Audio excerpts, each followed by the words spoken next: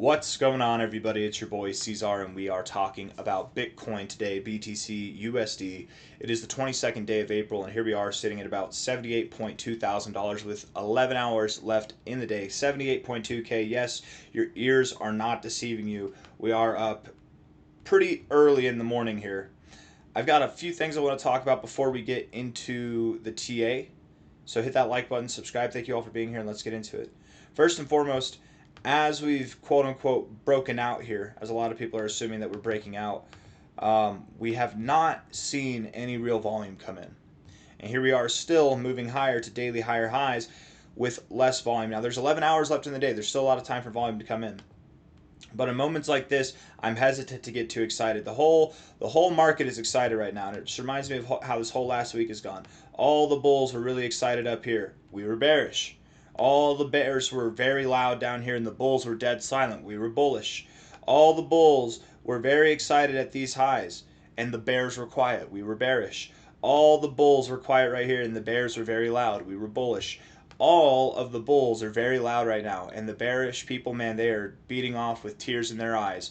It is 78.2K right now. We're at this double top moment. No volumes coming in, and people are euphoric, making posts that suggest that Bitcoin's going to continue to climb. Let's see.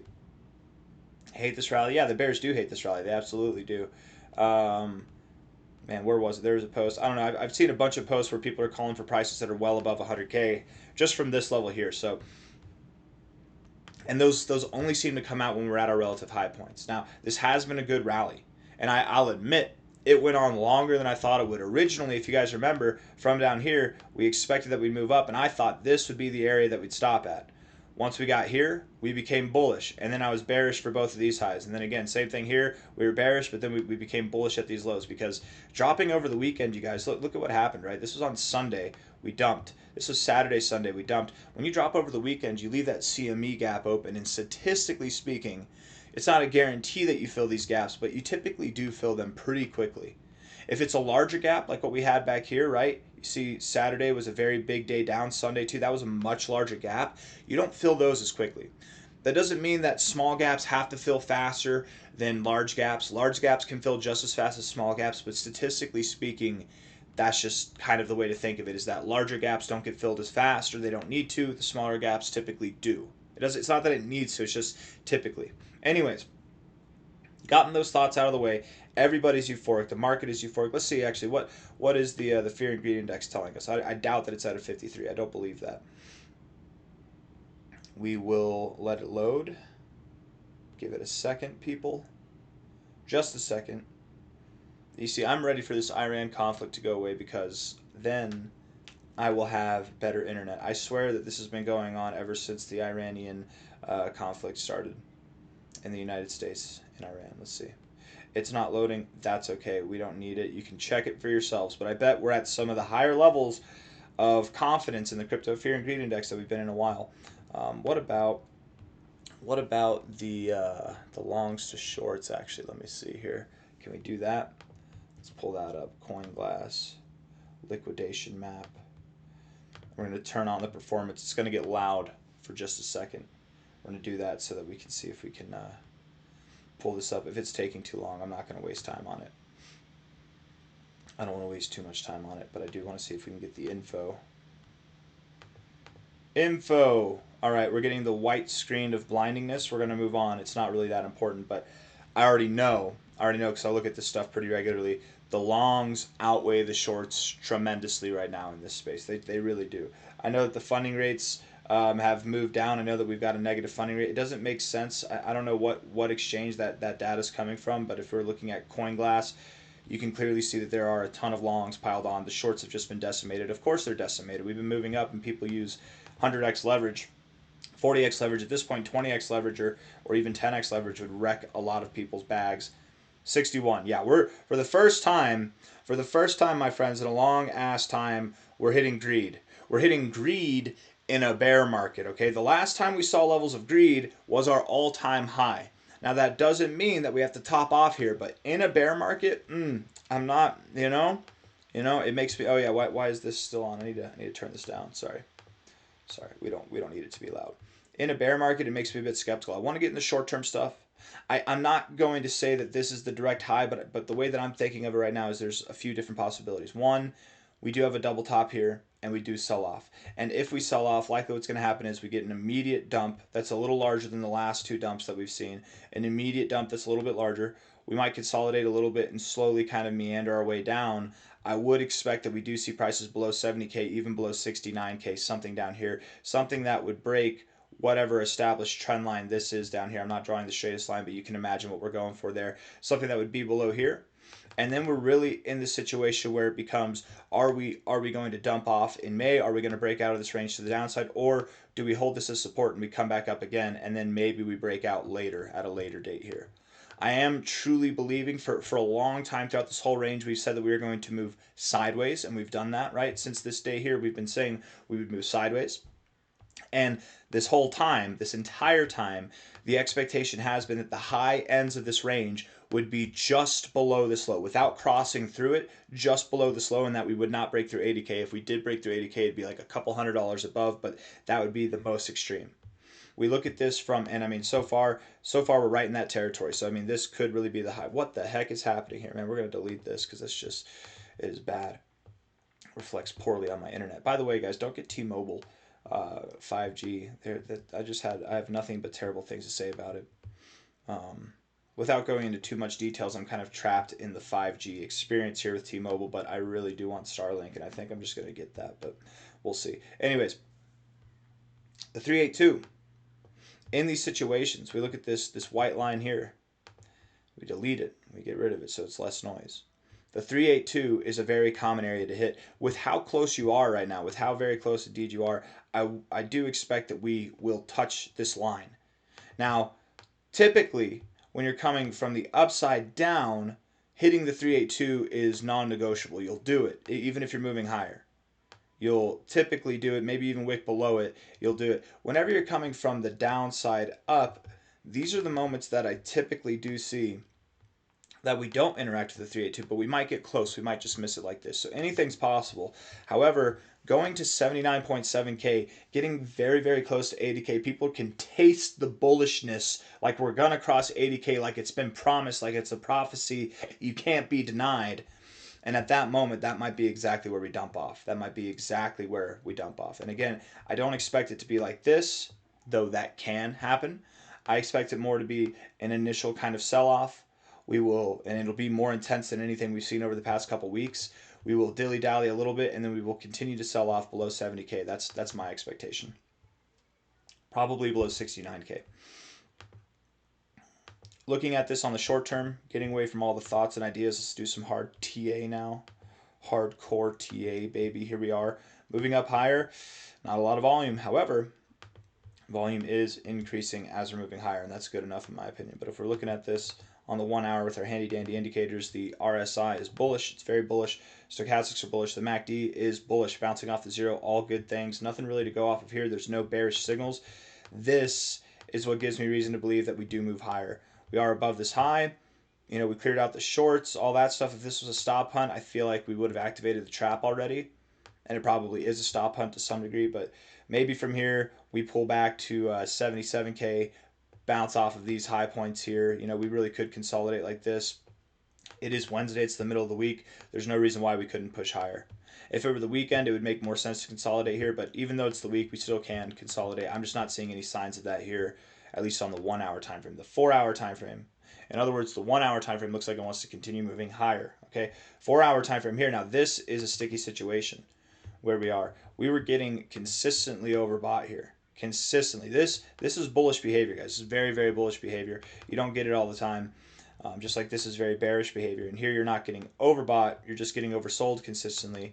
Here you are getting overbought consistently. You're not getting oversold at all, right?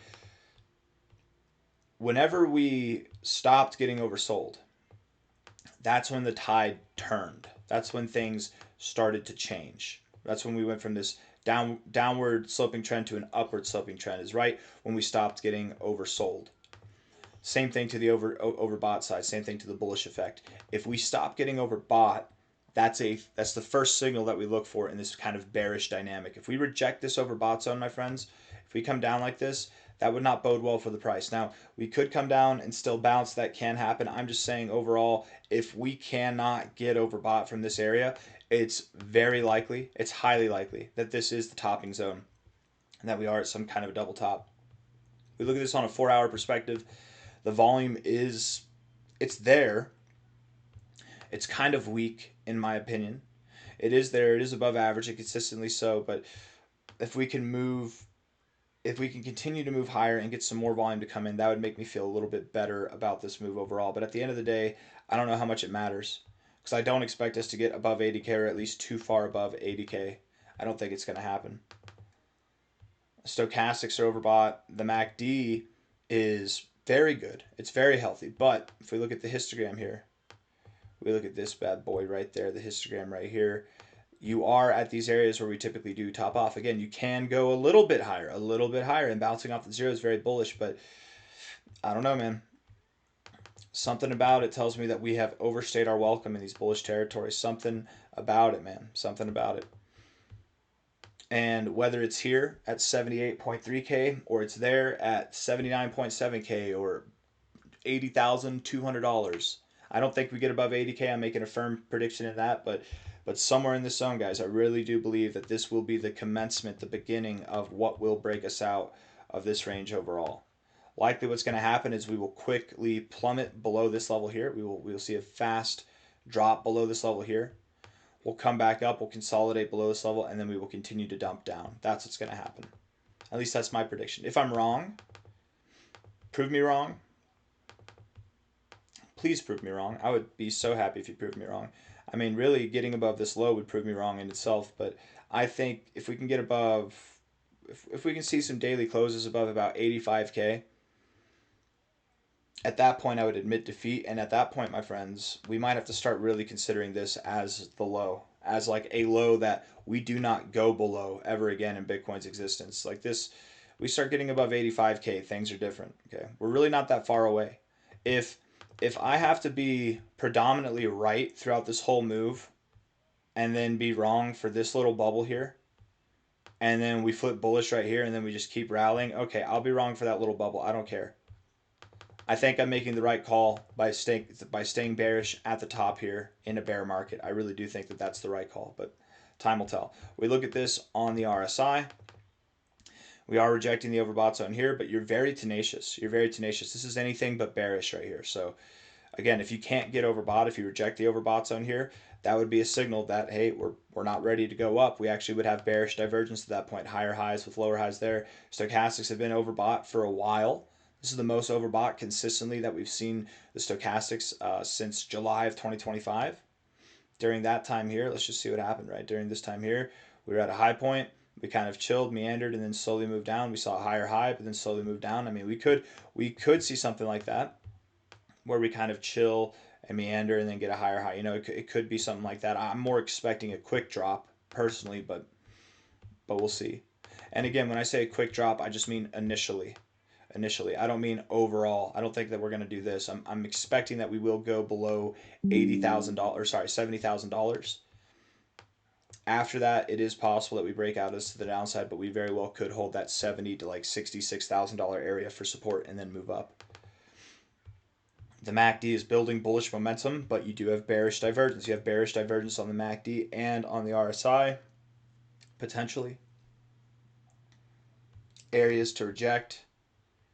And then, of course, most importantly, I think the most important thing to focus on here is the 382. I mean, really, even if you were to close a day above 79.7K, that might even prove me wrong. We need 2 days. Close 2 days in a row above here. We don't have to wait for 85K. We can limit it because, man, if we close 2 days above the 382, statistically speaking, we will go to the golden ratio. That doesn't mean if we close 2 days here, we're just doing this, right? Just like rejecting here doesn't mean we're doing this. That's not what I'm calling for. If we close above the 382, we will be on a path that statistically will take us to the golden ratio before there's any kind of breaking down, and then maybe we can try higher. We would take a bullish stance. we'd have to take a short-term bullish stance, if not a prolonged bullish stance, if we break above 79.7K, if we close above there 2 days in a row. That's the line in the sand. That's the magic line in the sand there. Why is that line important? The 382, first off, is a very important fib level. Secondly, that's from your all-time high to what has been your overall corrective phase low, if this is the low. But again, you have to close 2 days above there. Don't get excited if you wick above there, then you come back down. It's very common to wick above the 382 and then come back down, so don't get excited there. Get excited if you get 2 days in a row to close above the 382, because that would mean, statistically speaking, this is inevitable, and perhaps even higher with time. I've said enough. I don't think there's anything else to say, so I'm going to end the video there. Hit that like button, subscribe, take care of yourselves. You look good, man. You look good. It's really hard to be bearish here, but I'm bearish here. Yeah. And if we pump up another like $1,500, okay, cool. I could see that happening. Much past that, though, I don't really give any leeway. I mean, the 1 hour looks good. We're still early in this week. The 4 hour looks good enough. There are some signs of bearish divergence on the daily time frame. We'll see, man. The thing that has me the most concerned is the volume. If we were seeing more volume, if volume was doing this instead of doing this, you see the difference? If volume was doing this, we'd be very bullish. We'd be very bullish here. We couldn't be bearish, but it's just like this back here, guys. It's just like this. When we broke out down here, we were breaking out of this trend line. Everybody was super mega bearish, and we said, hold up now. There's no reason to be bearish because there's no volume at all. There's no volume. And that no volume was actually more than the volume we have now. When we broke out to the upside here, we were like, hold up, guys, hold up. Actually, I think I was bullish there. I think if I'm being fair, I think I actually was bullish there. Maybe we were calling for a little bit of a pullback, but I definitely wasn't expecting this. I was expecting that we'd move up higher, but there wasn't that much volume. Should have taken the volume into consideration more, because again, not much volume, more volume than we even have now, and it still wasn't enough. But then whenever we broke out here, when we finally broke out to the downside, right here, right there, right? We broke out of this support level. We broke out right here. We had volume. And that was the telltale signal. Flipped bearish right there, down.